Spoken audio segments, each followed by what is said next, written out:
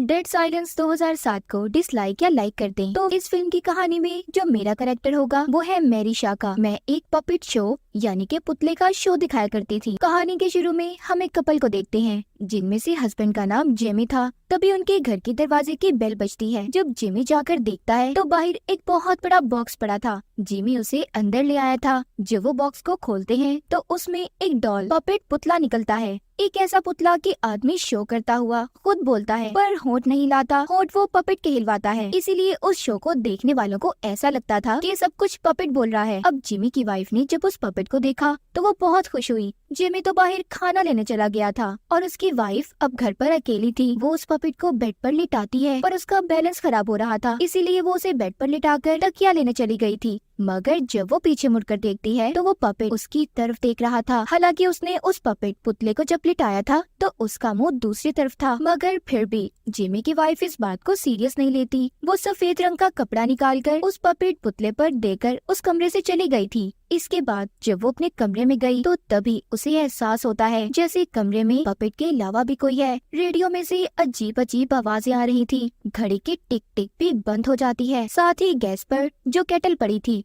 जिसमें चाय बन रही थी उसकी आवाज भी बंद हो गई थी। तभी जिमी की वाइफ को किसी बच्चे के हंसने की आवाज आती है। जब वो उस कमरे में जाती है जहाँ पर उसने पपेट रखा हुआ था, जैसे ही वो उसका कपड़ा हटाती है वो सफेद चादर उस पर लिपट गई थी। किसी काली ताकत ने जिमी की वाइफ को उठाकर दरवाजे के पास फेंक दिया और जब वो भागने की कोशिश कर रही थी तभी उसे एहसास होता है कि उसके पीछे कोई है। कोई अनजान ताकत उसके पाँव कमरे में खींच लेती है। हम सिर्फ जिमी की वाइफ की चीख ही सुन पाते हैं। जिमी भी घर अब वापस आ गया था। वो अपनी वाइफ को आवाजें लगाता है तो वो उसे बताती है कि मैं अंदर कमरे में हूँ। वो जब कमरे के दरवाजे के पास जाता है जहाँ पर खून ही खून था, वो अपनी वाइफ को फिर से आवाज लगाता है कि तुम कहाँ हो। फिर उसे अपनी वाइफ की यही आवाज आती है कि मैं अंदर हूँ। अब जब वो उस कमरे में जाता है तो वो उस सफेद कपड़े को उठाता है जो उसकी वाइफ ने पपेट पर डाला था। वहाँ पर उसकी वाइफ की लाश थी जिसकी जुबान तक कटी हुई थी। पुलिस भी आकर जिमी को गिरफ्तार करके ले जाती है क्योंकि उन्हें शक था कि उसने अपनी वाइफ को मार दिया। मगर खैर पुलिस को उसके खिलाफ कोई सबूत नहीं मिला था, इसीलिए जिमी को पुलिस छोड़ देती है। वो अपनी वाइफ की मौत की वजह से बहुत परेशान था, इसीलिए अब वो उसी बॉक्स की छानबीन करता है जिसमें पपेट था। तो उसे एक नाम लिखा हुआ मिलता है जो था मैरी शाह, जो कि मैं हूँ। और यहाँ से शुरू होती है मेरी कहानी। जिमी ने जब मेरे बारे में पढ़ा तो उसे पता चला कि मैं उसके होम टाउन उसके शहर में ही रहती हूँ, इसीलिए वो जल्दी से मेरे बारे में पता करने अपने डैड के घर आ गया। जब वो वहाँ पर पहुँचता है तो एक बहुत ही खूबसूरत लड़की दरवाजा खोलती है जिसने जिमी को अपने बारे में बताया कि वो उसके डैड की दूसरी बीवी है। वो अपना नाम एला बताती है। दरअसल जिमी को इस बारे में कुछ भी नहीं पता था क्योंकि वो अपने डैड से कभी बात ही नहीं करता था। अंदर जाकर जिमी ने जब अपने डैड को देखा तो वो व्हील चेयर पर बैठे हुए थे। इस बारे में भी जिमी को कुछ नहीं पता था। उसके डैड ने उसे बताया कि मुझे कुछ वक्त पहले हार्ट अटैक आया था, लेकिन अब मैं बिल्कुल ठीक हूँ और अब तो मैं गुस्सा भी नहीं करता। तुम मेरे साथ यहाँ पर रह सकते हो। जिमी यहाँ पर अपने डैड से मेरे बारे में पूछता है तो उसके डैड ने उसे जवाब दिया, तुम जानकर क्या करोगे, ये सब पुरानी बातें हैं, भूल जाओ इन सब के बारे में। रात को जब जिमी सो रहा था तो उसके सामने मेरा पपेट आकर बैठ गया।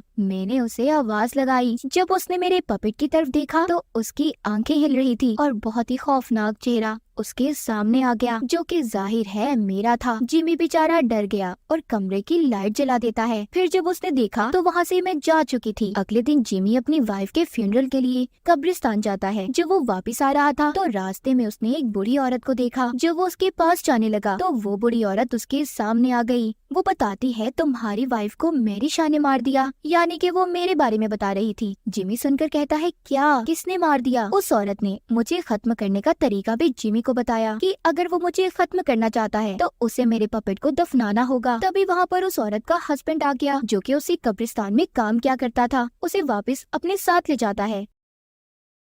जिमी ने घर जाकर मेरे पपेट को देखा। वो मेरे बच्चे यानी कि मेरे पपेट को लेकर कब्रिस्तान गया जहाँ पर उसने एक कब्र देखी। उसने उस कब्र को खोला और मेरे पपेट को दफना दिया। जब वो वापस जाने लगा तो उसे महसूस हुआ कि उसके आसपास जैसे कोई है। उसने गाड़ी से उतरकर जब देखा तो उधर कोई भी नहीं था। मैं तो बस उसे डरा रही थी। खैर वो मेरे पपेट को दफनाकर घर वापस आ गया। जब वो आकर नहा रहा था तो उसने देखा मेरा पपेट उसके सामने बैठा था, जिसे देखकर बेचारा जिमी डर गया। पर उस पपेट को मैं नहीं वहाँ पर लाई थी, उसे तो एक पुलिस ऑफिसर लाया था जो जिमी के वाइफ के केस की छानबीन कर रहा था। उसने जिमी को बताया कि मुझे लगता है कि ये पुतला तुम्हारी वाइफ के केस में हमारी मदद कर सकता है, क्योंकि जब तुम्हारी वाइफ का खून हुआ तो सिर्फ यही तुम्हारे घर पर मौजूद था, लेकिन तुमने इसे क्यों दफना दिया। जिमी बताता है कि मैंने इसे इसलिए दफनाया कि ये मैरी शाह का पपेट है। यहाँ पर बताता है जिमी मेरी कहानी कि सुना है मैरी शाह को उसके पपेट के साथ दफनाया गया था। उसकी आत्मा आज भी इस दुनिया में है। जब भी वो किसी को नजर आती है जो उसे देखकर डर गया, चिल्लाता है, वो उसकी जुबान तक काट देती है। जिस रात मेरी वाइफ का खून हुआ उस दिन इस पपेट को किसी ने हमारे घर पर भेजा था। तो आपको पता चल गया होगा कि मैरी शाह कितनी खतरनाक है। वो पुलिस ऑफिसर खैर मेरे पपेट को उठाता है और जिमी के पास से चला गया था, मगर फिर भी जिमी ने दोबारा मेरे पपेट को पुलिस ऑफिसर से ले लिया और दोबारा मेरे पपेट को दफनाने कब्रिस्तान चला गया। वहाँ पर जाकर वो उस औरत से भी मिला जिसने इसे मेरे बारे में बताया था। तभी वहाँ पर उस औरत का हस्बैंड आ जाता है और जिमी को अपने साथ ले गया। उसने भी जिमी को मेरे बारे में सारी कहानी बताई। तो हुआ यूँ था कि कुछ वक्त पहले उनके शहर में एक बहुत ही शानदार थिएटर खोला गया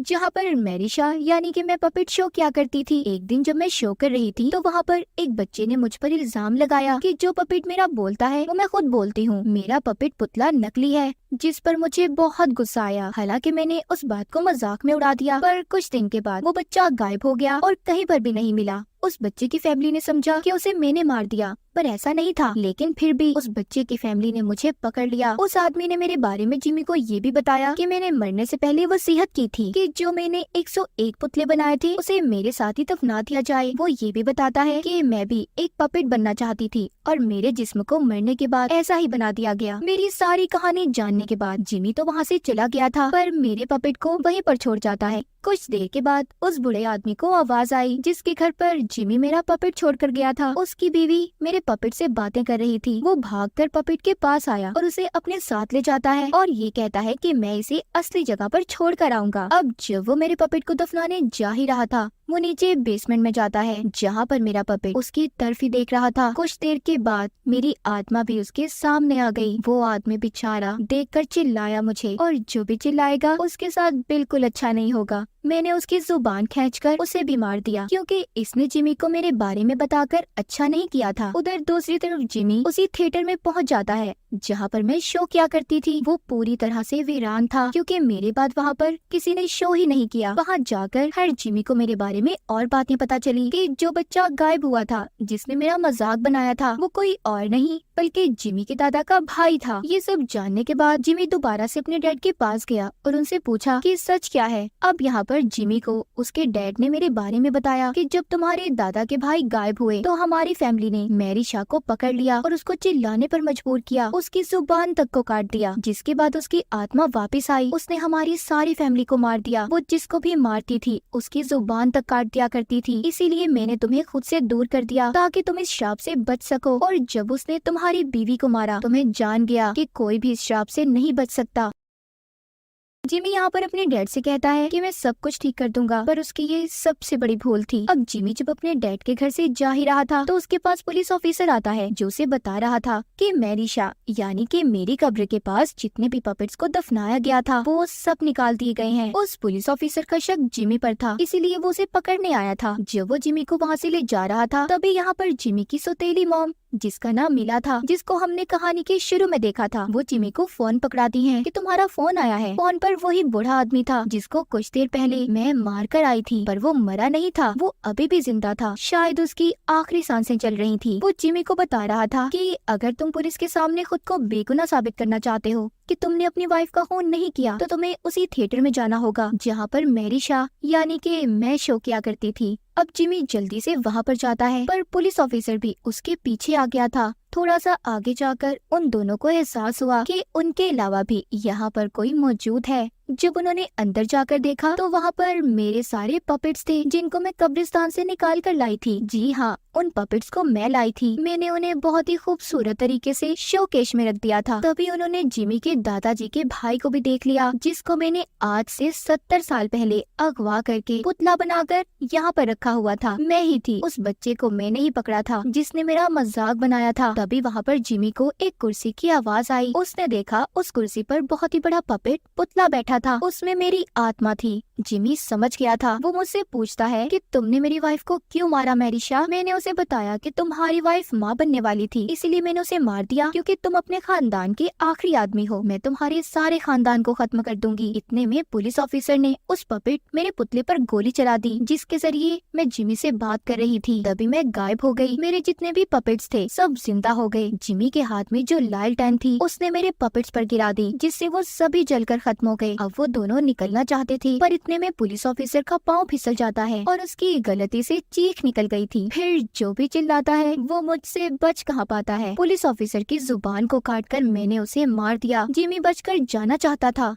वो जानता था कि मैं हमेशा पपेट के रूप में जिंदा रहती हूँ। उसने यहाँ पर मेरे सारे पपेट्स को तो खत्म कर दिया था, पर मेरा एक पपेट अभी भी जिंदा था, जो उस बूढ़े आदमी के घर पर था, जिसने कॉल करके भी बताया था कि उसे थिएटर जाना चाहिए। अब जिमी जब उस बूढ़े आदमी के घर जाता है तो उसे पता चलता है कि उसकी मौत हो गई है। उसकी बीवी ने उसे बताया कि जो पपेट के बारे में तुम बात कर रहे हो उसको तो तुम्हारे डैड लेकर गए। जिमी ये बात सुनकर हैरान हो गया था। वो कहता है मेरे डैड ऐसे कैसे आ सकते हैं, वो तो ठीक तरह से चल भी नहीं पाते। जिमी वापस अब अपने घर आ गया था। वो आकर देखता है कि हर तरफ अंधेरा था। उसे वो पपेट मिल गया जो मेरा आखिरी पपेट था। जिमी उसे उठा लेता है। तभी मेरी आत्मा भी वहाँ पर आ गई, जो कि एक पपेट के रूप में थी। इससे पहले मैं जिमी पर हमला करती, उसने मेरे पपेट को आग में फेंक दिया और फौरन से मेरी आत्मा वहाँ से गायब हो गई। जिमी अपने डैड के पास जाता है, जहाँ पर उसे उनकी लाश मिलती है। दरअसल जिमी के डैड को तो मैंने बहुत ही पहले मार दिया था। वो तो सिर्फ उसके डैड की लाश थी जो उससे बातें कर रही थी, वो भी एक तरीके से कि सिर्फ जिमी के डैड के होंठ हिलते थे और आवाज उसकी सौतेली मॉम की थी, जिनका नाम मिला था। यहाँ पर जिमी को सारी गेम समझ आ गई। जब उसकी सौतेली मॉम ने उसे फोन दिया तो फोन पर तो कोई था ही नहीं, बल्कि वो खुद बिना होंठ हिलाए बूढ़े आदमी की आवाज निकाल रही थी, जैसे उसने जिमी के डैड की आवाज को निकाला था। दरअसल जिमी की सौतेली मॉम मैं ही थी, यानी मैरिशा। मैंने मरने से पहले जो अपना आखिरी पपेट बनाया था वो इतना अच्छा शानदार था, बिल्कुल इंसान जैसा, और वो पपेट इला का ही था जिसको जिमी अपनी सौतेली मॉम समझ रहा था। अगले ही पल मैंने जिमी पर अपने असली रूप में आकर उस पर हमला कर दिया। वो मुझे देखकर डर गया और बहुत जोर से चिल्लाने लगा। फिर मैंने वो किया जो मैं करती थी, मैंने उसकी जुबान काटकर उसे मार दिया। अब उन सब लोगों की तस्वीरें दिखाई जाती हैं जिनको मैंने मारा था, अपना बदला लिया था। सबको मैंने पुतला बना दिया था। मैरिशा अपना बदला जरूर पूरा करती है। और इसी के साथ इस फिल्म की कहानी यहीं पर खत्म हो जाती है।